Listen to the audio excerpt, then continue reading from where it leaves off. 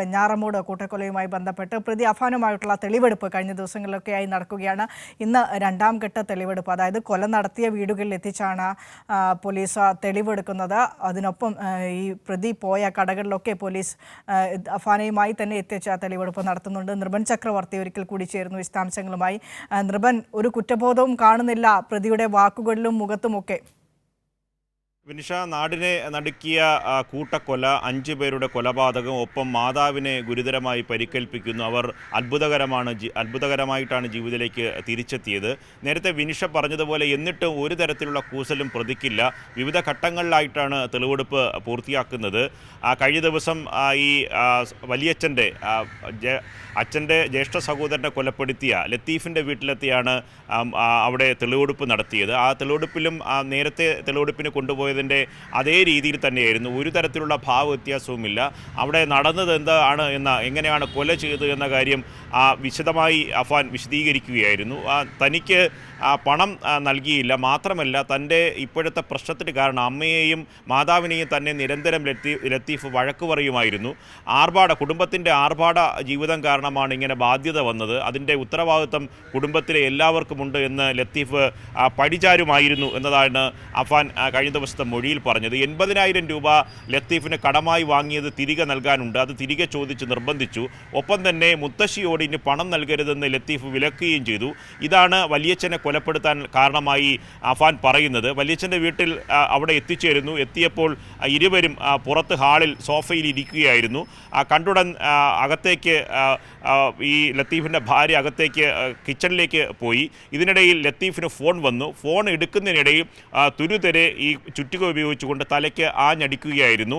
ഈ അടിച്ചുകൊണ്ടിരിക്കുമ്പോഴും ആ ഫോൺ നിരന്തരം ലത്തീഫിന് വന്നുകൊണ്ടിരിക്കുകയായിരുന്നു എന്നാണ് അഫാൻ പറഞ്ഞത്. ഈ ശബ്ദം കേട്ടാണ് ഈ ലത്തീഫിൻ്റെ ഭാര്യ അകത്തേക്ക് ഈ ഹാളിലേക്ക് ഓടി വന്നത്. തുടർന്ന് അവരെയും ആക്രമിച്ചു. പിന്തിരിഞ്ഞ് ഓടുന്നതിനിടയിൽ അവരെ ആക്രമിച്ച് കീഴ്പ്പെടുത്തി.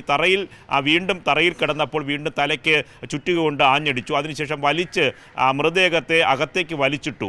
അതിനുശേഷം ഏറ്റവും പ്രധാനപ്പെട്ട കാര്യം, ഇതിന് ശേഷം അവിടെ തന്നെ കുറച്ചു നേരം അഫാൻ ചിലവഴിച്ചു എന്നതാണ്. കൈവശമുണ്ടായിരുന്ന 3 സിഗരറ്റുകൾ അവിടെ ഇരുന്ന് തന്നെ ഹാളിൽ ഇരുന്ന് തന്നെ വലിച്ചു. അതിനുശേഷം ലത്തീഫിൻ്റെ കാറിൻ്റെ കീയും കയ്യിലെടുത്തു. ഒപ്പം തന്നെ ഈ നിരന്തരമായി കോൾ വന്നുകൊണ്ടിരുന്ന ഫോണും കയ്യിലെടുത്തു. അതിനുശേഷം വാഹനത്തിൽ ബൈക്ക് എടുത്ത് മടങ്ങുന്ന വഴിയിൽ 200 മീറ്ററിന് അകലെയായി ഇത് രണ്ടും ഒരു കുഴിയിലേക്ക് വലിച്ചെറിഞ്ഞു. ആ 2 വാഹനത്തിൻ്റെ ചാവിയും ഈ താക്കോലും ഒപ്പം തന്നെ ഈ ഫോണും അവിടെ നിന്ന് തന്നെ കഴിഞ്ഞ ദിവസം തെളിവെടുപ്പ് നടത്തുന്നതിനിടയിൽ പോലീസ് കണ്ടെടുത്തിട്ടുണ്ട്. അതിനുശേഷം ഇവിടെ പെരുമലയിലെ വീട്ടിലും എത്തിച്ചേർന്ന് അവിടെ ഈ സാധനങ്ങൾ വാങ്ങിയ സ്ഥലത്തെല്ലാം പോയി പരിശോധനകൾ നടത്തിയിരുന്നു. നേരത്തെ വിനിഷ പറഞ്ഞതുപോലെ ഇന്ന് കോടതിയിൽ അഫാനെ ഹാജരാക്കും. അതിനുശേഷം വീണ്ടും കസ്റ്റഡി അപേക്ഷ വെഞ്ഞാറമൂട് പോലീസ് നൽകും. വെഞ്ഞാറമൂട് പോലീസിനാണ് ഈ പേരുമലയിലെ ഈ കൊലപാതകം, ഒന്ന് കാമുകിയെ കൊലപ്പെടുത്തിയത്, അനുജനെ കൊലപ്പെടുത്തിയത്, ഒപ്പം തന്നെ മാതാവിനെ ഗുരുതരമായി മർദ്ദിച്ച് പരിക്കേൽപ്പിച്ച് കൊലപ്പെടുത്തുക എന്ന ഉദ്ദേശത്തോടു കൂടി ആക്രമിച്ചത്. ഈ 3 കേസുകളും വെഞ്ഞാറമൂട് സ്റ്റേഷൻ്റെ പരിധിയിലാണ് വരുന്നത്. അതുകൊണ്ട് ഇന്ന് ഉച്ചയ്ക്ക് ശേഷം കോടതിയിൽ അഫാനെ ഹാജരാക്കിയ ശേഷം കസ്റ്റഡി അപേക്ഷ വീണ്ടും നൽകുക വെഞ്ഞാറമൂട് പോലീസായിരിക്കും.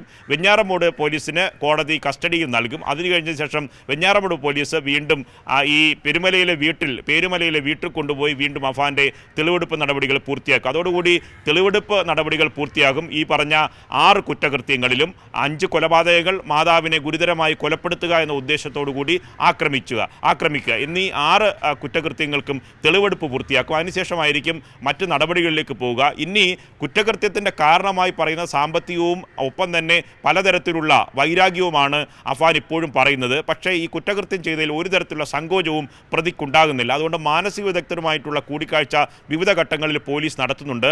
അഫാനുമായും ആശയവിനിമയം നടത്തുന്നുണ്ട്. ഇത്തരൊരു മാനസികാവസ്ഥയിലേക്ക് അഫാൻ എന്ന ചെറുപ്പക്കാരൻ എങ്ങനെയാണ് വളർന്നു വന്നത്, അതിൻ്റെ സാമൂഹ്യ സാഹചര്യം എന്താണ് എന്ന പരിശോധനയുണ്ട്.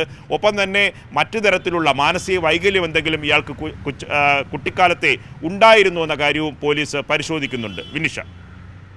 ശരി, നിർഭനാണ്. വെഞ്ഞാറമൂട് കൊലപാതകവുമായി ബന്ധപ്പെട്ട പ്രതി അഫാനുമായിട്ടുള്ള തെളിവെടുപ്പിൻ്റെ വിശദാംശങ്ങളൊക്കെയും നമ്മളോട് പങ്കുവച്ചത്. രണ്ടാം ഘട്ട തെളിവെടുപ്പാണ് ഇന്ന് നടക്കുക. ഉച്ചയോടെ അഫാനെ കോടതിയിൽ ഹാജരാക്കുകയും ചെയ്യും.